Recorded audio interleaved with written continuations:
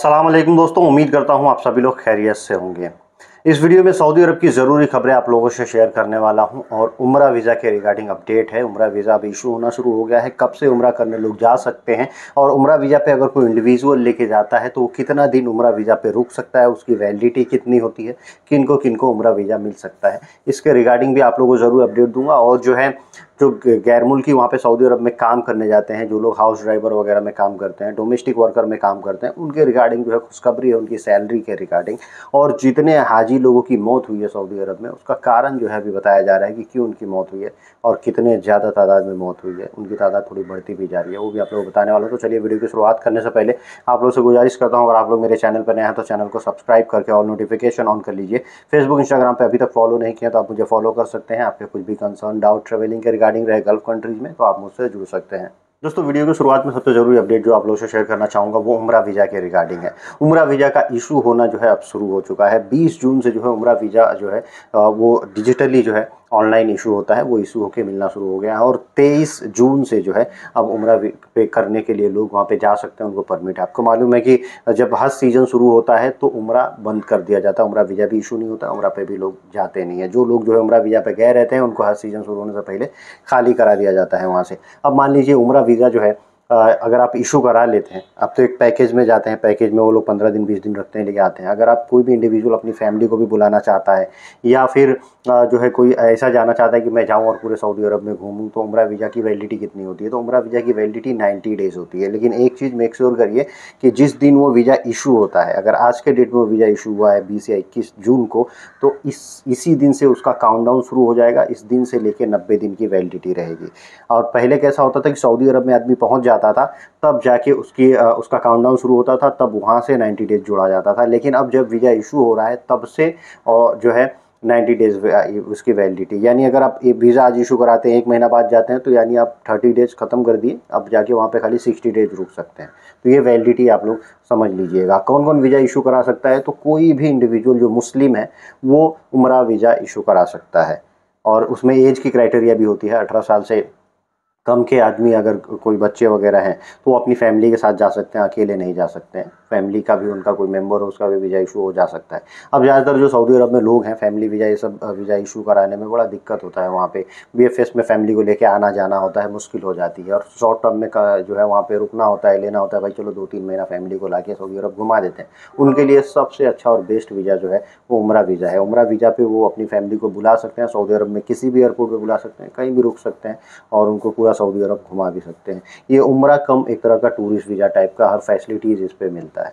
इस पे रोक और मनाही नहीं है कि आपको खाली जिद्दा ही आना है, जिद्दा मक्का मदीना में ही रहना है, उसके बाद आपको कहीं नहीं जाना है, ऐसा कुछ भी नहीं है। दोस्तों, अगला अपडेट है कुवैत से। कुवैत में कल से जो है बिजली की कटिंग की जा रही है, यानी बिजली कट किया जा रहा है। बहुत कम जो है बिजली दी जा रही है, या बहुत कई एरिया में ऐसा हो रहा है बिजली की कटिंग। और इसमें रीज़न भी बताया जा रहा है कि टेम्परेचर बहुत खतरनाक है वहाँ पे, टेम्परेचर 52 डिग्री तक बढ़ गया है, ये भी एक रीज़न है। और इसमें लोग परेशान हो रहे हैं, भाई टेम्परेचर इतना बड़ा है और उस पर से अगर बिजली की कटौती होगी तो कितना खतरनाक होगा, लोग कैसे गर्मी में रहेंगे, इस पर आप अपनी राय जरूर दीजिए। दोस्तों, अगला अपडेट है मुसानत प्लेटफॉर्म से। जो लोग भी डोमेस्टिक वर्कर के तौर पे सऊदी अरब में काम करने जाते हैं, हाउस ड्राइवर ज़्यादातर जाते हैं, हाउस ड्राइवर, हाउस बॉय, मजरा लेबर या फिर इस तरह लेबर, ये सब लोग डोमेस्टिक वर्कर में आते हैं। मजरा अलग एक फॉर्म हो जाता है, मौससा हो जाता है, बड़ा होता है तो वो डिफरेंट, वो कंपनी साइड में या मौससा साइड में हो जाता है। लेकिन जो डोमेस्टिक वर्कर होते हैं उनके लिए खुशखबरी ये है कि 1 जुलाई से नया कानून लागू हो रहा है सऊदी अरब में। 1 जुलाई 2024 से जो है जितने भी नए वीज़ा पे वहाँ पे लोग जाएंगे, जो डोमेस्टिक वर्कर होंगे सऊदी अरब में, उनके अकाउंट में उनकी सैलरी जाएगी, यानी सैलरी जो भी होगा उनको अब उनके अकाउंट में जाएगा। अब तक जो है मौससा कंपनी वालों का जो है अकाउंट खुलता था और उनकी सैलरी उसमें जाती थी। कई कफिल अभी भी खुला के और अकाउंट में ही पैसे दे रहे हैं, लेकिन ये रूल जो है इम्प्लीमेंट हो गया 1 जुलाई से। अब जो है जो लोग भी नए वीज़ा पे जाएंगे वहाँ पे जो है उनका अकाउंट खुलेगा पहले, उसके बाद उसकी सैलरी अकाउंट में आना शुरू होगी, ताकि गवर्नमेंट के पास ये अपडेट रहे कि कितनी सैलरी दे रहे हैं। एक क्राइटेरिया वो लोगों ने डिसाइड किया है।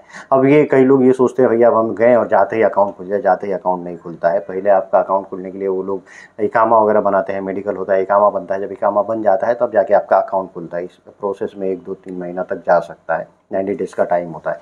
फिर सैलरी जो है प्रॉपर आने लगेगी, तब तक कफील चाहे तो आपको कैश में आपकी सैलरी वगैरह दे सकता है। इस साल जितने भी लोग हज करने गए थे उसमें जो है बहुत लोगों की डेथ हुई है हीट स्ट्रोक की वजह से, यानी बहुत ज़्यादा भीषण गर्मी की वजह से। लगभग 1000 से ज़्यादा लोगों की मौत हुई है। इंडियन लोग भी इसमें शामिल है। अब लोग ये सोच रहे हैं कि इतनी तादाद में जो लोग मरे हैं, आखिर सऊदी अरब इस पे कुछ कह क्यों नहीं रहा है। सऊदी अरब की तरफ से, हज मंत्रालय की तरफ से भी कुछ बातें आई हैं सामने, जिसमें बताया गया है जो देश के लोगों की ज़्यादा मौत हुई है, तुनिसिया हो या मिस्र हो या जॉर्डन हो, वहाँ के भी जो टीम्स हैं, वहाँ के जो मंत्रालय, उन लोगों ने बताया है जिनकी मौत हुई है वो लोग जो है हज मंत्रालय पे ज़्यादातर रजिस्टर्ड ही नहीं थे, यानी वो हज वीज़ा पे सऊदी अरब के ही नहीं थे।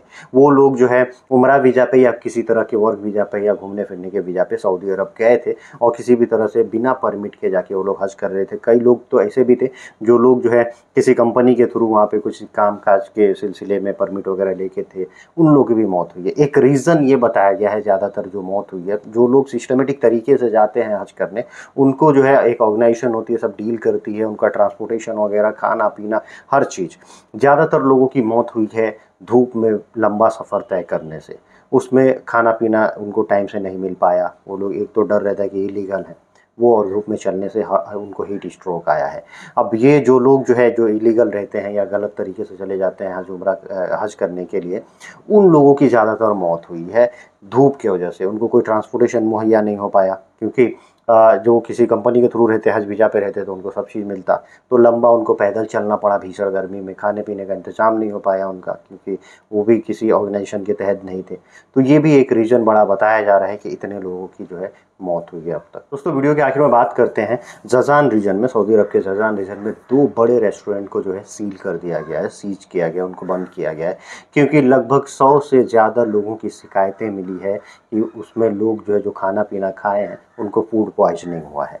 100 से ज़्यादा लोगों को फूड पॉइजनिंग हुआ है। इसके लिए जो है फटाफट इन दोनों रेस्टोरेंट को सीज कर दिया गया है, क्योंकि रियाद में जो है 100 से ज़्यादा लोगों को फूड पॉइजनिंग हुआ था ऐसे ही, और कई लोगों की मौत हो गई थी। तो ये देखते हुए इन दोनों रेस्टोरेंट को प्रिकॉशन के तौर पे जो है बंद कर दिया गया है। आज की वीडियो करता हूँ यहीं समाप्त। उम्मीद करता हूँ वीडियो अच्छी लगी होगी, इन्फॉर्मेटिव लगी है तो दोस्तों में जरूर शेयर कीजिए। मिलते हैं ऐसे कुछ अगली वीडियो पे। Thank you guys, thank you for watching.